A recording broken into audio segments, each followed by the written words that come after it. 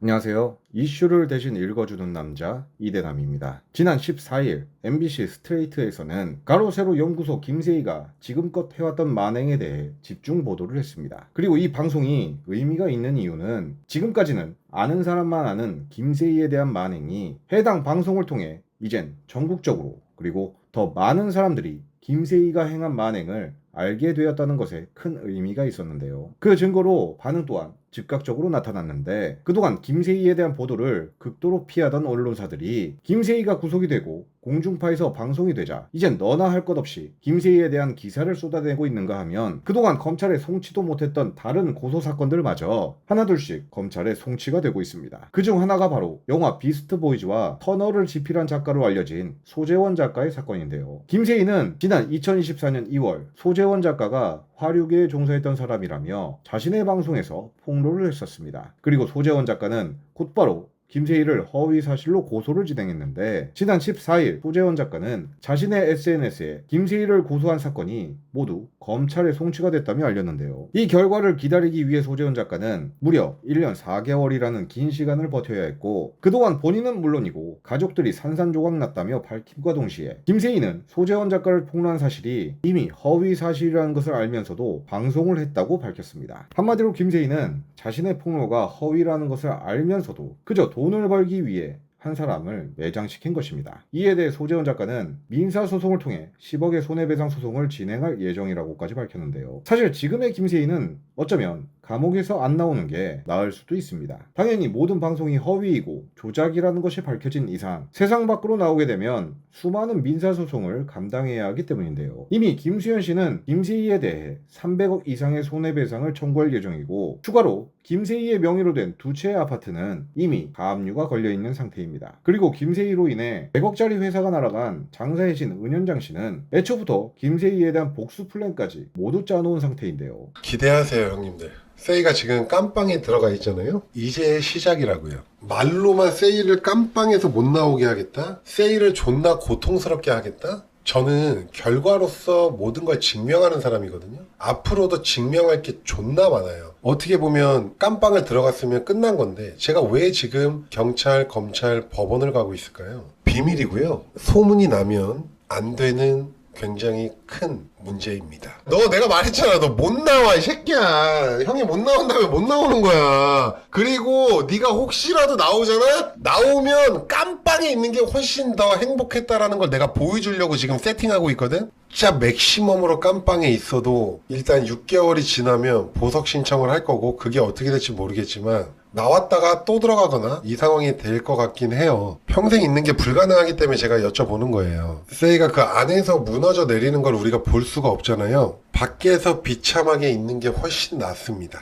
자, 그리고 김세희가 서울구치소든 뭐 안양이든 어디든 갔을 경우에 바로 영치금 압류하려고 준비를 하고 있습니다. 그리고 김세희가 밖으로 나왔을 때 가장 비참하게 만들기 위해서 검경 그쪽에 필요한 자료를 전달하고 있습니다. Say goodbye. 이렇게 두 명의 고소와 소송만으로도 회생이 불가능한 수준인데, 소재원 작가가 예고한 10억의 손해배상, 그리고 유튜버 찌양까지 합하면 김세희가 출소 후 감당해야 하는 빚과 비난은 일반인으로서는 절대 상상도 할 수 없는 수준까지 가게 됩니다. 그러니 아무리 철판이 두꺼운 김세희라도 이번만큼은 감옥에서 나오기 싫을 것 같은데요. 사실 MBC 스트레이트에서 나온 김세희에 대한 만행은 극히 일부에 지나지 않습니다. 그중 하나만 더 말씀을 드리면, 김세희는 지난 2020년 4.15 총선 때 부정선거라며 100여 개 이상의 지역구에서 재검표 소송을 하자는 취지로 60억을 모금한 적이 있었습니다. 그리고 당시 당협위원장과 후보들에게 수천만의 소송 비용을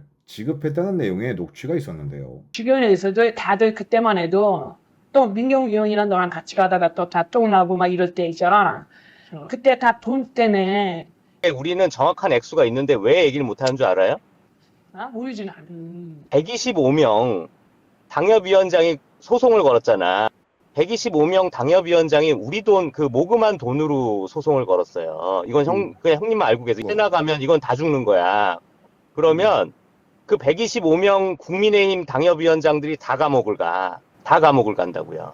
정치자금법 위반으로. 민경욱이 우리한테 받은 돈이 수천만 원이 넘어요. 민경욱이가. 내가 그래서 방송에서도 너무 화가 나서 민경욱이한테도 그 얘기가 있어. 저희 로데오 거리 커피숍에서 저랑 커피 마신 거 기억 안 나십니까? 내가 그 얘기를, 거기서 내가 돈 봉투를 2천만 원을 줬는데, 내가 솔직한 말로 이거 다 아니, 그러니까, 나 그러면 정말 원하는 대로 그냥 125명 다 깜빵 보낼 수도 있어요. 나 솔직한 말로. 내가 왜 이 욕 먹으면서 왜 해야 돼? 현재 이 사안 또한 수사 중에 있지만 김세희는 이 당시 자신들을 지지하는 사람들에게 이스라엘 정보기관인 모사드가 직접 가세현에 찾아와 제보를 했다는 정말 황당한 주장을 펼쳤습니다. 우리가 사실 좀 센 제보가 들어온 게 있어. 예. 아니, 그러겠죠. 그 다음에는 이스라엘 정보국 모사드에서 저랑 강용석 소장에게 직접 찾아와서 저희한테 너무나도 구체적이고 충격적인 증거를 저희한테 알려줬기 때문에 저희가 이 싸움을 시작한 겁니다, 여러분. 지금 청와대 모인사가 대한민국의 모사드가 어딨냐 웃기는 소리 하지 마세요. 제가 모사드 다 만나서 직접적이고 충격적인 내용 다 직접 들었기 때문에 이 싸움을 시작한 겁니다. 근데 이제 저는 열받는 건 뭐냐면, 본인이 국회의원들이면은 본인들이 해야 되는데, 이것도 저는 그러니까 이제 그렇게 있다는 그렇게 생각할 수 있는데, 예. 이렇게 생각할 수 있는데, 사실 예.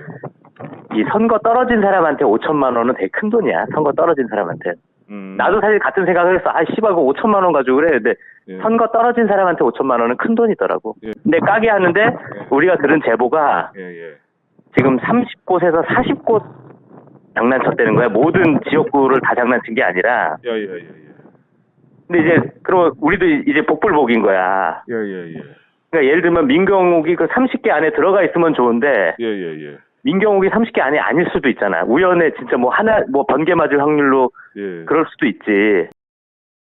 사실 이 발언이 과거 김수현, 김세롱과 관련된 기자회견에서 언급한 FBI 발언보다 더욱 황당한 소리입니다. 이렇게 입만 열면 거짓말을 했던 김세희가 왜 지금까지 안 잡히고 저렇게 버젓이 심지어 돈까지 벌면서 지내왔는지, 그동안 김세희의 뒤를 봐준 사람이 누구인지 더더욱 궁금해지는데요. 그 인물이 누구인지는 아직 대중들에게 알려지진 않았지만 김세희가 저렇게 날뛰게 도움을 준 사람인 만큼 그 인물 또한 이번 기회에 제대로 된 처벌을 받아야 한다고 생각합니다. 그리고 새치밖에 안 되는 혀로 많은 이들에게 피해와 상처를 주고 심지어 목숨까지 앗아간 김세희의 나락은 이제 막 시작했을 뿐인데요. 김세희가 제대로 된 처벌을 받게 하기 위해선 그 무엇보다 대중들의 관심이 계속 지속되어야 합니다. 그래야 김세희는 물론이고 최초 설계자 권영찬과 그들을 대변한 부지석 변호사 등 이 사건과 관련된 모두를 처벌할 수 있지 않겠습니까? 그런 의미에서 저는 김세희가 재판을 받는 그날까지 최선을 다해 김세희와 관련된 영상을 만들 예정입니다. 그러니 부디 이 사건에 지속적으로